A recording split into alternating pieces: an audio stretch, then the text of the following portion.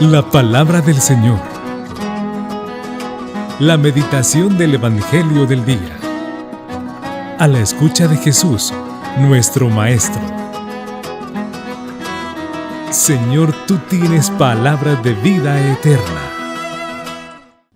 Hermanos y hermanas, en este día vamos a proclamar el Evangelio de San Lucas, capítulo 12, versículos del 54 al 59, correspondiente al viernes 27 de octubre.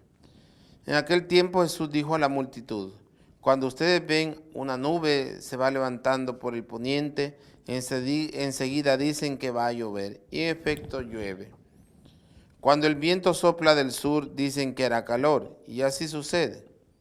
Hipócritas, si saben interpretar el aspecto que tienen el cielo y la tierra, ¿por qué no interpretan entonces los signos de los tiempos presentes?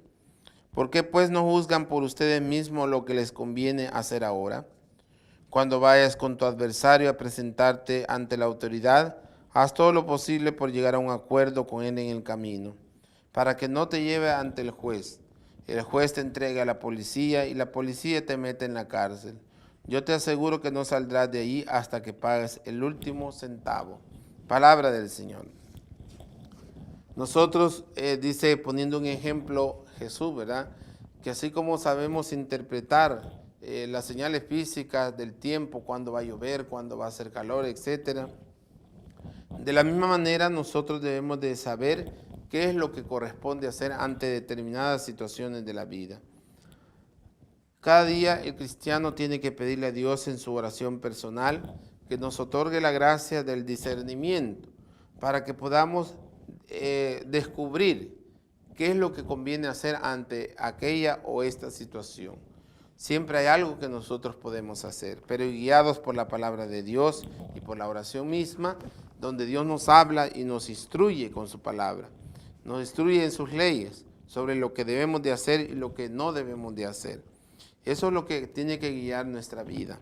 Aunque a veces sean difíciles las situaciones, pero sabemos que lo que el Señor nos pide en su palabra, en sus leyes, es algo que debemos de poner por obra.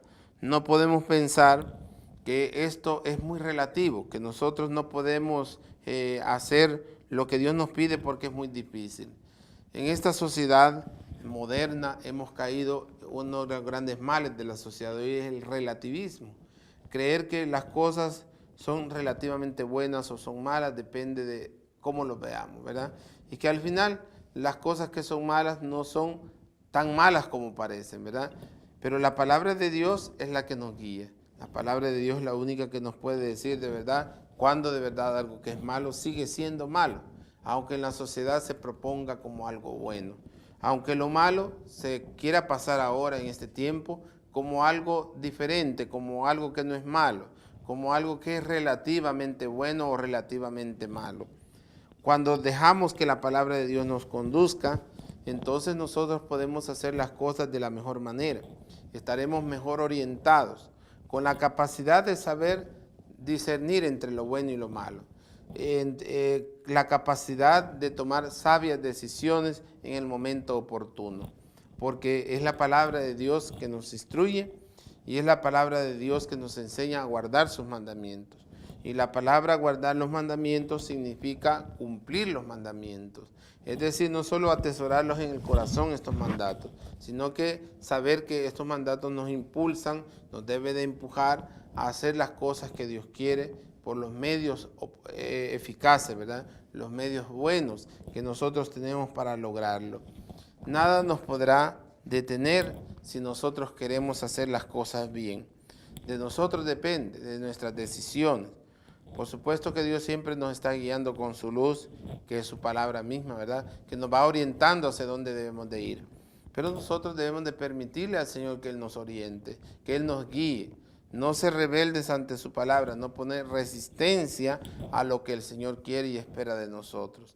Que el Señor con su gracia nos siga ayudando a cada uno de nosotros para que las leyes suyas también sean nuestras leyes. La palabra del Señor. La meditación del Evangelio del día. A la escucha de Jesús, nuestro Maestro.